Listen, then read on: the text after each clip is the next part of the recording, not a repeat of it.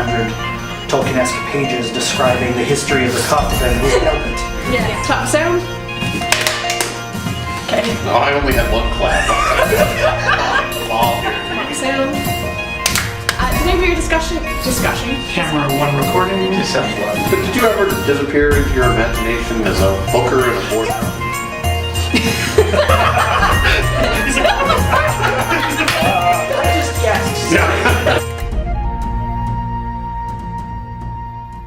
Hi everybody, welcome to the second episode of Nights at the Round Table. Today we are discussing the film Sucker Punch. This was released to cinemas in 2011 and directed by Zack Snyder. It's the story of a young girl who is institutionalized by her abusive stepfather, and she retreats to an alternative reality to cope. And in there she envisions a plan to escape, because I speak. So we're going to start with first impressions of the film. I'll hand it over to April. You really want to start with me? Yes. I hated it. I hated every second of it. I loathed it. Really? Yes. I hated it. Wasn't a fan. It was too dark, too traumatizing, and even the epic fantasy bits were like watching a video game. Well, I'll take a little bit of a different stance on it. I thought that there was at least 40 good minutes of footage, which were the epic video game fighting scenes. And then there was the rest of the film that goes on around it, which I really believed you could skip and just cut it together in just the epic video game fighting scenes. Watch it as a series of 4 or 5 short films, and it's awesome. And just take out everything else. See, I did the reverse. I fast-forwarded through all the videos. I actually really loved this film. It was incredibly dark, and warning, it's incredibly triggering. I guess I like my entertainment dark though, because I really enjoyed this film. I thought it was very, very clever. I loved the video game action sequences. Why did you win? Oh my god. I loved that it was 5 girls who kicked ass. I loved the message of the film, which was basically you control your reality. And as somebody who often disappeared into their imaginations when things got really bad, the film really resonated with me. But did you ever disappear into your imagination as a hooker in a bordel? Yeah, how is that better? I never understood. I was like, that's her escape? Like, that doesn't seem better. Go for the gold. What could be worse than being institutionalized? Sex slave prostitution in my life. Oh, I'll hang out here for a bit. That would have been happening regardless. So she turned it into like a 1930s speakeasy in her head to help her cope with the reality of what was happening. And I get that that's what they were trying to do, and it was kind of Inception-esque in realities within realities. Now, my issue that I have with this is, and what makes Inception, I would say, different and better than Sucker Punch, is that one, Inception... Wait till you in a second. Inception goes through the effort of first stating that it's a thinking movie. I watched Sucker Punch from the trailers. It's an action film. I watched it at 12 o'clock at night, not ready to dedicate brain power. I watched Inception knowing I would have to dedicate brain power. And 2, Inception takes the time to at least establish the rules of the world. You have to have a kicker to wake up. This is how you get into the fantasy, yada, yada, yada. Sucker Punch, they walk through the door, you're in a whorehouse, then you're fighting dragons, and you're kind of like, I guess when she dances, she leaves the whorehouse. Where I think anytime you go through an alternative fantasy world, is help your audience understand how do you transition between these realities so we're not left going, well, this action scene is awesome. Present company has a different opinion, but I don't get why we're here. Oh, really? I totally got it. No, I had to have it explained to me. I'm like, what's happening? I don't understand what's happening. I probably would have gotten it eventually, but yeah, the first segue into fighting dragons or whatever she was doing, I was like, what? I don't understand which one is the fantasy and which one isn't. So, oh, really? Okay, yeah. No, well, I knew the dragon part was fantasy. Between the mental institution and the bordello, I was like, so. Right. But, right. And I didn't have such a problem. I probably would have enjoyed the action scenes in general, if I had not hated the movie so much, and I was just picking the things I could fast forward through and it wouldn't impact my understanding. Oh, okay, yeah, fair enough. Yeah. Well, and that's exactly it. So in my mind, when I said, this has got, 30 to 40 good minutes of footage, if you watch just the action scenes, you have no character development, you don't care about the characters, you've got minimal dialogue, you just have awesome action. And that's good enough for Sucker Punch. They then chose to fill the next 2 hours, in my mind, with, they tried to make it deep, and I was not impressed with the depth. I was here to watch an action movie. Oh, okay, well, I totally was. When I watched this, I'm in the cinema, so sorry for not warning you in advance of possible triggers. Oh my god, the first 5 minutes. Yeah. When I watched this in the cinema, I was completely blown away. I sat there after the film while the credits were rolling going, holy crap, that was an amazing film.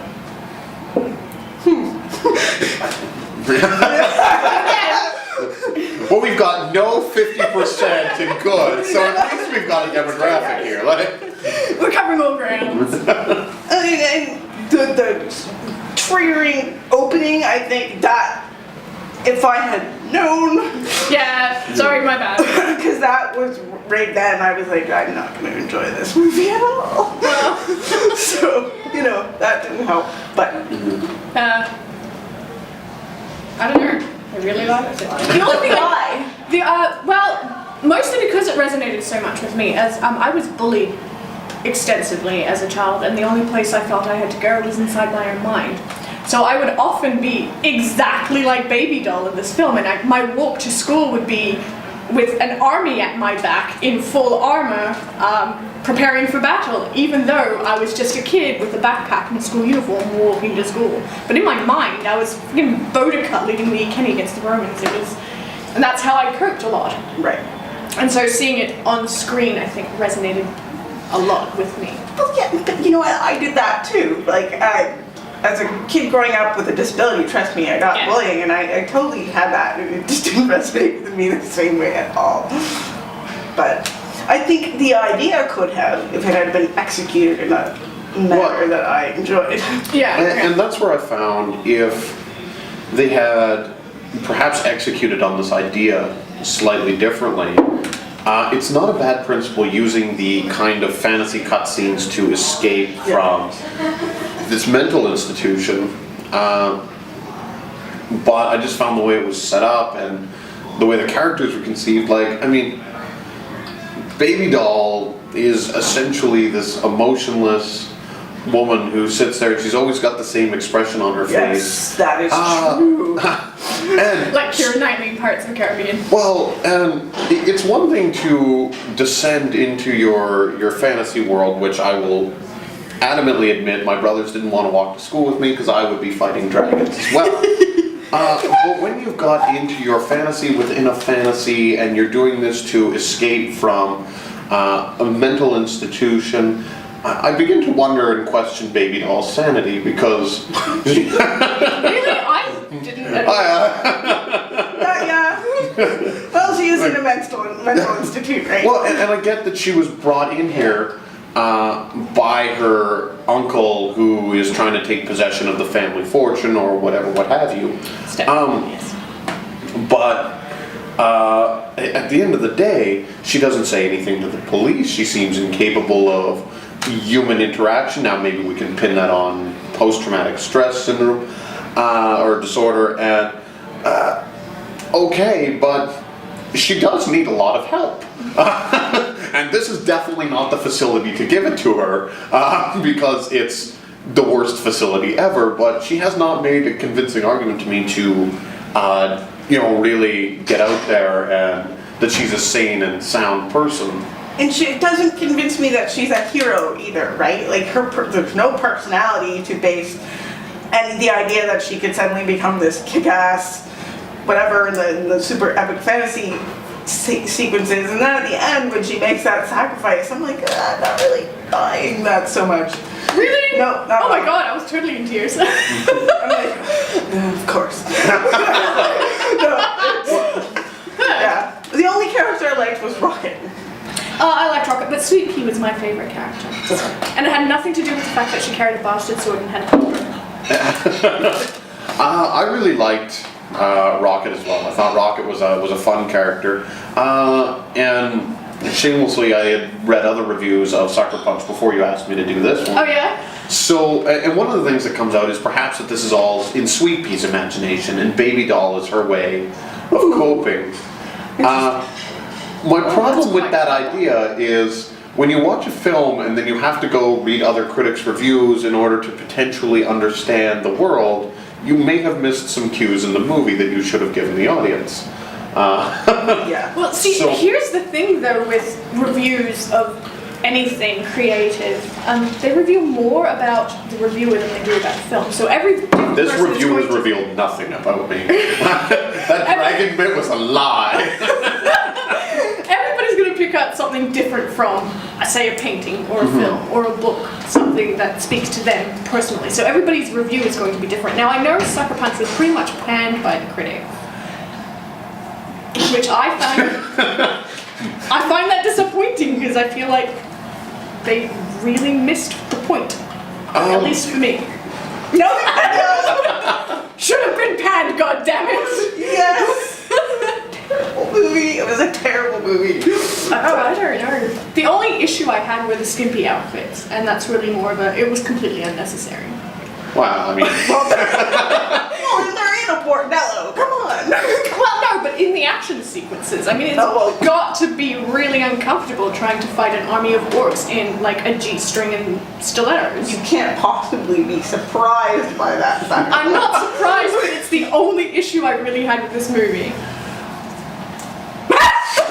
as the guy at the table, was it definitely misogynistic, totally not the way you should treat women? That said, the fact that they were in G-strings rolling over people, I will admit, I did like that. So, no, perhaps not the way I would direct the movie. On the other hand, it was not disappointing either from my side. And that may just be my own sexuality playing into this. Was it wrong? Yes, but if you throw it in front of me, I will probably still be turned on. What's wrong with that? No. I love the steampunk. Loved the steampunk elements in this. You know, and I think that this movie went in to try to hit all that. You've got steampunk Nazi zombies at one point. know. We've covered that genre. Then we did a futuristic android space weapon train fight going to Saturn. Then we did dragons and orcs. We've got a bordello. Like, what is not to love about a movie that covers absolutely every base? Like, there should be something in this movie for everyone to love, And I right? will say, there was one that I liked the soundtrack. Oh, the soundtrack was amazing. I agree, yes. The soundtrack was absolutely beautiful. I want that in my library. Yeah. In my library, because suddenly I'm Italian. Yeah, the one thing on how Zack Snyder portrays people in this is he's also the guy who directed 300. So although the girls are running around in this in G-strings and not much else, looking at his other work, guys are running around in G-strings with nothing but oiled abs to fight in a war where we know armor would probably have been a good idea. So Zack Snyder, in the way he has portrayed men or women, is in a hyper unrealistic, highly sexualized fashion. Right, yeah, that's I think if you're watching a Zack Snyder film, you should probably expect this to be the case. And again, going back to 300, is misrepresentation of people. Look at how the Persians were described in this as a bunch of pseudo-homosexual, diseased, twisted, morbid orgy. That got a whole lot of flack from that community as well. So Rightly Schneider so. has, well, absolutely. In Schneider's defense, it was based on the graphic On the novel. graphic novel, which, and I think we were willing to accept that more in 300 because Zack Snyder's a visual director. He makes beautiful scenes. He does, like when the guy gets up, whatever, I don't even remember his name, the fat guy who wants to listen to the dragon story, gets up and the cigar falls out and hits off Oh, his the mayor. shoe. Oh, Yeah, the mayor. Yeah. See, this is like, I didn't even care about it. Yeah, fat guy that walked in to watch it dance. You know, that's So really awesome. an awesome, that's really an awesome visual shot to have happen, and he's a really good visual director.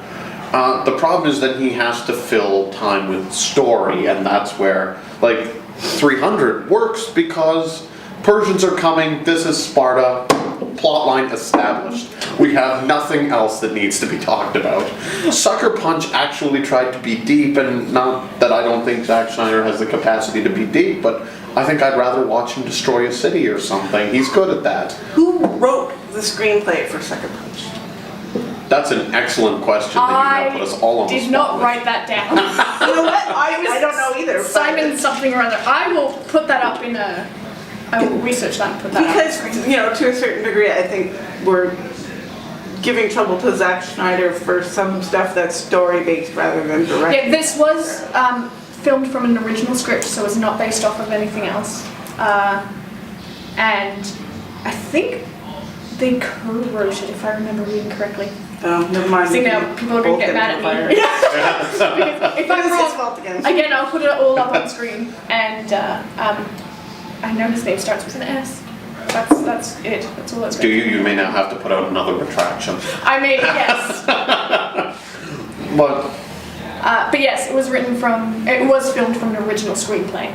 well, and I like the premise of 5 kick-ass women are going to escape from this mental institution and try to come together and work together as 5 very strong, powerful female leads. But I found that the inconsistencies in the story then took away from that. So I just think they could have filmed it better. Like at the end where Blue kills Blondie and Amber.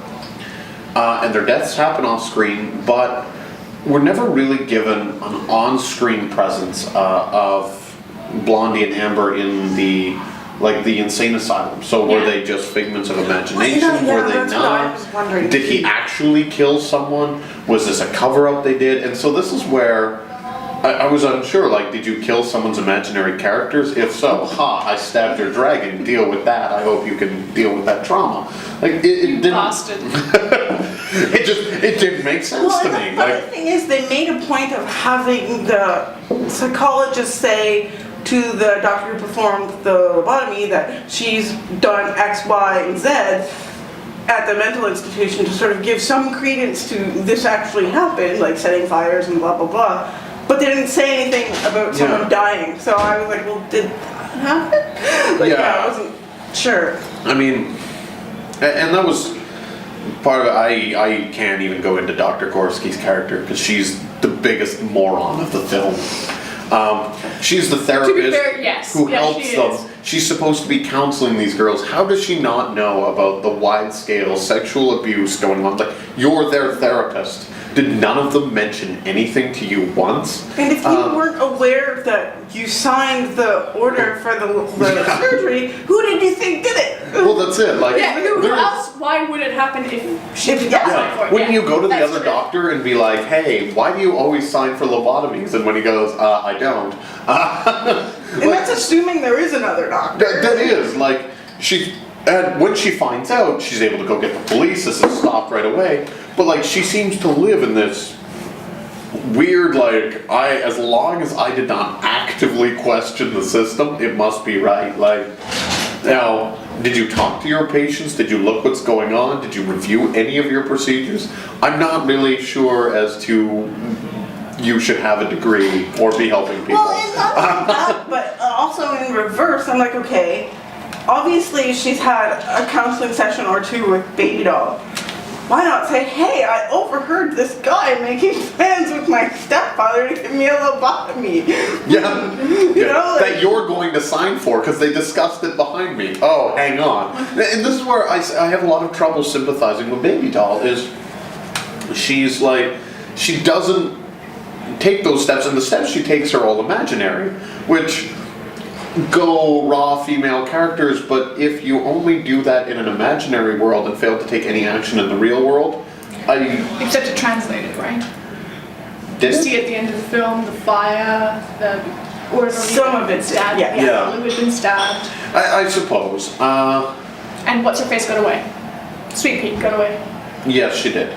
Which, I mean, we don't know anything about why that particular character is supposed to be in a mental institution, right? Yeah, and We why only do I see her- care about Sweet Pea? Well, so... This is why she's better just swinging a battle axe. All because- you're really told is that she followed her little sister But that doesn't make ran sense away for and they got into trouble and were put into an institution. Yeah. That's Or- what you get. Mind you, though, it is the 1960s, so any... And is that what it's supposed to be? Because I wasn't clear on when it was supposed to Yeah, happen. 1960s was when it was set, and the imaginary stuff happened. Yeah, well- 1930s brothel, kind of. And then complete fantasies. I just, like I said, none of the characters were really established for me to care that, like, it's great Sweet Pea got away, but I don't really know or sympathize or care about her. I thought she was awesome with a shotgun shooting robots in the face, though. They should have had her do more of that. Great flying knee. That's exactly it. Like, you know, if you're really interested, you know, give me more of that character development. Oh, she didn't do a flying knee before. Oh, now she did an awesome jump kick. How great. But yeah, her as well. Okay, here's an emotionless character baby doll who sacrifices herself to save another character that I don't That she's care about. known for 4 days. Like, really? But they're both older sisters, so that might be the connection there. Well, Sweet then Pea's show me rockets that. always- That Well- didn't read to me at all. And that's what I say is we have to make this connection with, you know, if I have to really invest a lot of thought in a Sucker Punch, which I didn't watch expecting to invest thought, which may be a problem. Like if you watch the trailer, it's an action movie, and then And you're it watching was. this, It and was well, slightly more cerebral than I think Or you were expecting. not just more cerebral, but I don't know. You could say more cerebral, but you can also say, hey, giant plot holes. Yeah, they're every movie. Like, has I giant totally holes. forgot that she actually had a younger sister until the moment you just mentioned it. I'm like, oh, right, yeah. Oh, you don't remember she So- accidentally Well, killed her younger sister? No, I knew yeah, it was that, her but- shot that kills her That younger kills her sister. younger No, and I knew that, but the point is that they didn't draw that into anything later to make me go, oh yeah, it's their connection as both as older sisters. Like, after that, I was like, oh right, forgot about that. So, But you know, like you say, within the span of 4 days, she goes to setting fires, stabbing orderlies, helping people escape. Her evil stepfather has just basically tried to ruin their lives, has tried to get into her room. Her sister's now dead, and instead of doing anything, she runs away. And I found that, like, where did she find this mental toughness within 24 hours of Yes! incarceration? yes. Shortly after the shock wore off? I guess, but when we have to do this to explain a character, like I said, have her fight a dragon again. I like that aspect of her. I didn't like having to consider why she couldn't do these other things at other points. I didn't buy her as a strong, heroic character at all, in any way. By the Even- end, but that's the arc, right? No, even by the end, I don't buy it. I don't see her as that kind of person. I saw her as very, like they started out as showing her as this poor little girl, you know, and it just didn't change for me. To counteract that, though, the moment her sister was in trouble, you immediately see that she's got guts yes. to do stuff. So she goes out the window, she climbs down the drain pipe, she grabs the gun.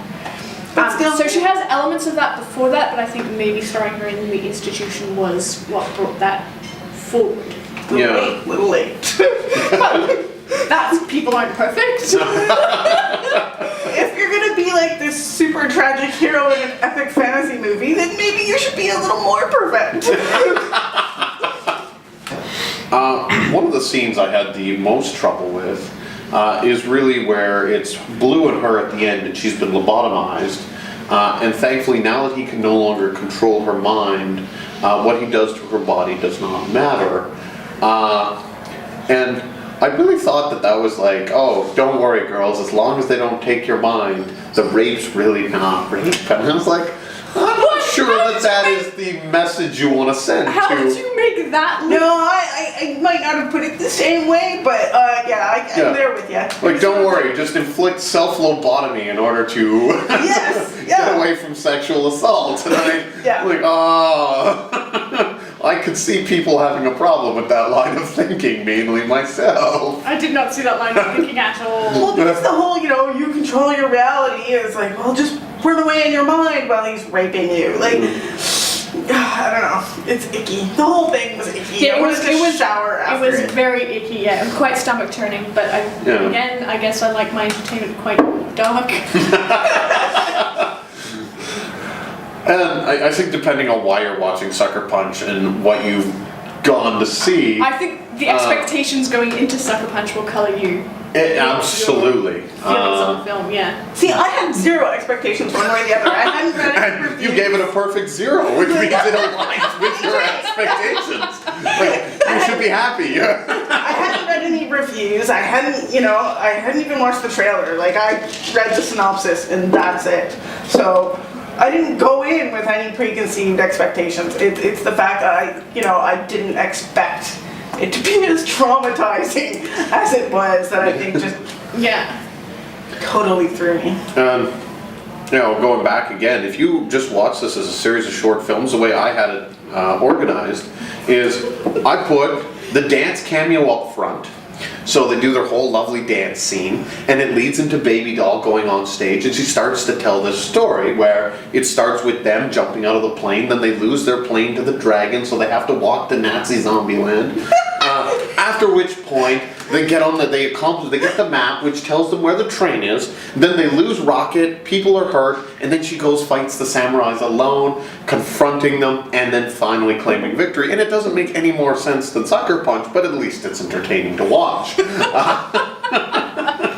Yes. And with 0 character development or investment, you're really free to fill in the blanks. Why does that happen? Who cares?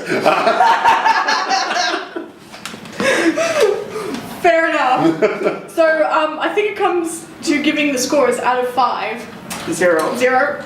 That's not surprising. I will give it 2 out of 5. Really, I gave it 4.5, and the only issue I had with skimpy, unnecessary outfits. Yeah, that's it. Well, thank you very much for having us at... No worries. That's like the perfect range of reaction. Yeah, 0, almost half, and almost... So what we can conclude is if you watch Sucker Punch, you will have feelings about this film.